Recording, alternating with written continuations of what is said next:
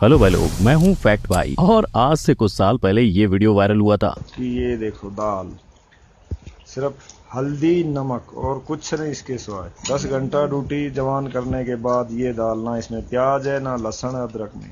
गेहूं के जड़े हुए पराठे सिर्फ और चाय का गिलास और कुछ नहीं, ना अचार ना जाम ना बटर, कुछ नहीं। भारत के जवान की इस बात से सब हैरान थे, पर भारतीय जवानों को ऐसा खाना दिए जाने की वजह है अंग्रेज। कैसे, इसका जवाब आपको जल्द मिलेगा, पर उससे पहले ये सोचो कि आप ठंड में क्या क्या उबाल कर पीते हो। पानी, चाय, सूप। पर हमारे जवानों को ठंड में बर्फ के साथ जूस भी उबाल कर पीना पड़ता है। फिर भी जवानों का अनुशासन इतना सख्त है कि वो उफ तक नहीं करते, और यही बात खुद आपको विकी कौशल द्वारा सुनने को मिलेगी। कहते अरे विकी कोई दिक्कत नहीं, हम आज को आज की तरह जीते हैं, क्योंकि हमें नहीं पता कि कल हमारी तस्वीर कब अखबार में आ जाएगी। 26-year-old कैप्टन एंड वो उन्होंने एक स्माइल के साथ, बड़े गर्व के साथ ये बात कही। लेकिन आर्मी मतलब अगर आप सिर्फ अनुशासन समझते हैं तो फैक्ट भाई आपको बता दे कि आर्मी जैसी पार्टी तो शायद हम भी नहीं करते। इंडियन आर्मी की दिवाली बोले तो आर्मी का बड़ा खाना, जिसे गहराई से समझने के लिए चलिए वीडियो शुरू करते हैं। आर्मी के जवानों के लिए बड़ा खाना किसी त्योहार से कम नहीं है, पर आर्मी की कई सारी पार्टीज में से बड़ा खाना में ऐसा क्या खास है। तो देखो, ये वो पार्टी है जहाँ आपको गुलाब जामुन,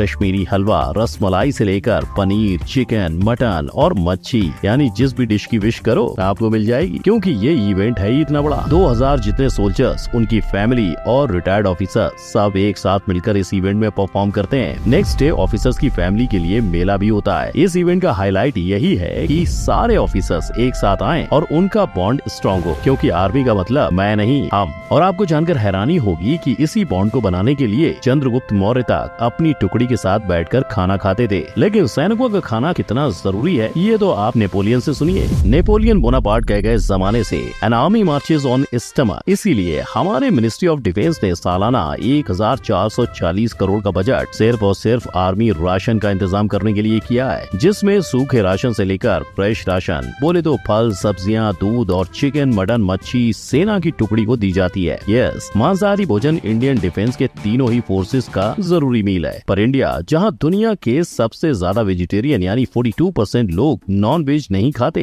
क्या आर्मी ज्वाइन करने के बाद उन्हें भी ये चीज खानी पड़ती है? वेल, इसका एक शब्द में जवाब होगा नहीं। आपके पास आर्मी ज्वाइन करने के बाद भी वेज और नॉन वेज दोनों खाने का ऑप्शन होता है। पर अगर आप मिलिट्री में किसी स्पेशल फोर्स या किसी स्पेशल कोर्स को चुनते हो तो ट्रेनिंग के दौरान आपको जानवरों का मांस खाना ही पड़ेगा, क्योंकि मुश्किल मिशन के दौरान सैनिकों का यही जज्बा उन्हें जिंदा रखता है। लेकिन जब आप मिशन पे नहीं होगे तो आमतौर पे आर्मी में क्या क्या और किस ढंग में खा सकते हो। तो भाई लोग, इसकी शुरुआत सुबह के नाश्ते से करते हैं। सोल्जर्स को सुबह ज्यादा कैलोरीज वाला फूड, जिसमें नॉर्मल नाश्ते के साथ अंडे, आलू के चिप्स और सीजन के मुताबिक फल फ्रूट का इंतजाम होता है। इसके बाद नंबर आता है दोपहर के ब्रेक का, जहां सोल्जर्स को लंच में सीजनल सब्जियां, रोटी और चावल मिलते हैं। उसके साथ वेजिटेरियंस के लिए पनीर की भाजी और नॉन वेजिटेरियंस के लिए चिकन या मटन होता है। एक बार लंच हो गया तो सोल्जर्स अपने अपने शेड्यूल के मुताबिक एक्सरसाइज या ड्रिल में बिजी हो जाते हैं, तब तक जब तक शाम की चाय की घंटी नहीं बजती, और फिर हर सोल्जर को ग्लास भर के चाय पीने का मौका मिलता है। हालांकि फैक्ट भाई के अकॉर्डिंग शायद सोल्जर्स का फेवरेट मील है डिनर, इसलिए नहीं क्योंकि रात को उन्हें ये सब मिलता है ना, इसकी सबसे बड़ी वजह है रम।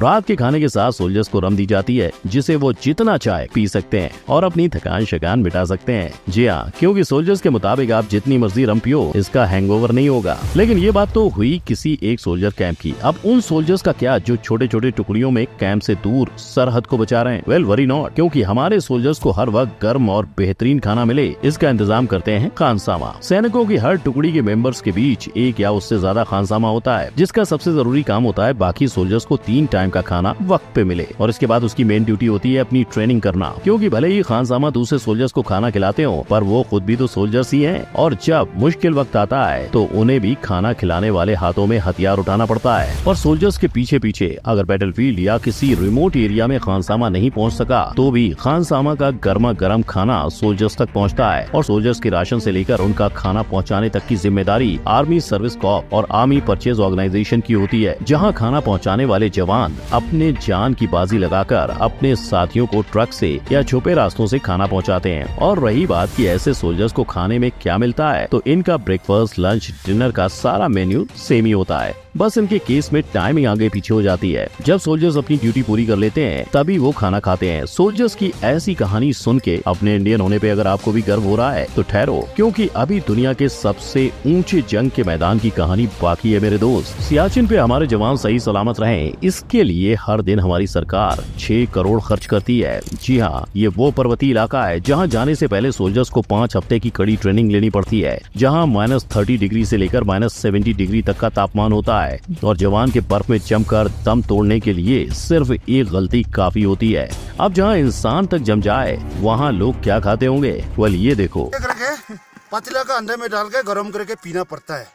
ये ईंट नहीं, रियल जूस है जिसे हम चिल्ड पीते हैं, पर सियाचिन ग्लेशियर पे इंडियन जवानों को इसे उबाल कर पीना पड़ता है। यही नहीं, सोल्जर्स को पानी पीने के लिए भी बर्फ को उबालना पड़ता है और उसे पीने लायक बनाने के लिए ये उसमें दवाई डालते हैं। रही बात खाने की, तो अंडे, आलू, टमाटर और कांदे उन्हें भी दिए जाते हैं, पर उनका भी हाल कुछ ऐसा होता है।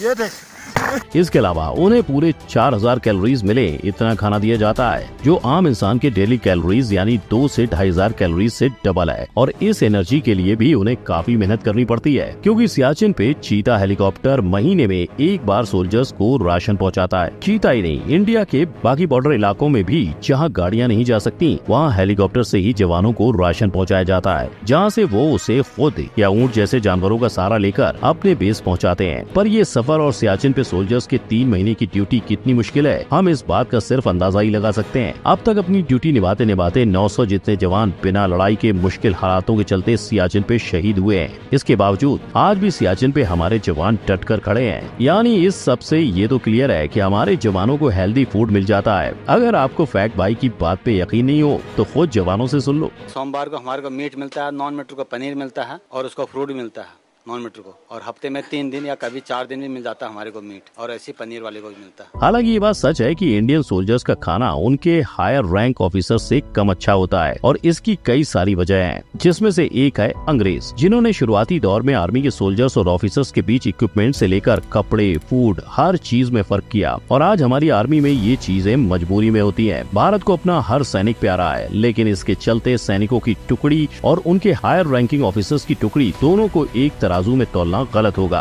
क्योंकि जितने मजबूत ऑफिसर्स होंगे उनके जवानों की टुकड़ी उतनी मजबूत होगी। राइट। साथ ही जैसा हमने जाना, सेना को ऑफिसर्स जितना बेहतर नहीं पर अच्छा और हेल्दी खाना ही दिया जाता है। दुश्मन को उसके घर में घुसकर मारने की जो नई पहल इंडियन आर्मी ने की है, उसकी सच्ची कहानी विकी कौशल की उरी में हमने देखी है। पर उस फिल्म के दौरान उन्होंने सच्चे हीरोज को देखा था, जिसका एक किस्सा ऑडियंस से बताते हुए उन्होंने कहा था कि एक रेजिमेंट ने उन्हें खाने पे बुलाकर देर रात तक उनके साथ पार्टी की थी, और जहाँ वो दूसरे दिन सोने वाले थे, उस रेजिमेंट के जवान कुछ घंटों में फिर से अपनी ट्रेनिंग शुरू करने की सोच रहे थे। जब विकी ने इस पे अफसोस किया तो उन्हें ये जवाब मिला। He said with a smile on his face, कहते अरे विकी कोई दिक्कत नहीं, हम आज को आज की तरह जीते हैं, क्योंकि हमें नहीं पता कि कल हमारी तस्वीर कब अखबार में आ जाएगी। ये बात उन्होंने, and he was a 26-year-old captain, बड़े गर्व के साथ ये बात कही थी। जवानों का ये जुनून और जज्बा जितना हमें प्राउड फील कराता है, उतना ही बॉलीवुड भी इसका दीवाना है। इसीलिए आने वाले वक्त में आपको कई सोल्जर्स की कहानी देखने को मिलेगी। आपने इनमें से किस रियल हीरो की कहानी सुनी है, मुझे नीचे कमेंट में बताएं। फैक्ट भाई के लास्ट वीडियोस देखने के लिए आई बटन पर क्लिक करें। ये वीडियो पसंद आया हो तो इसे लाइक करें, शेयर करें और मेरे चैनल को सब्सक्राइब करें। हम फिर मिलेंगे। जय हिंद।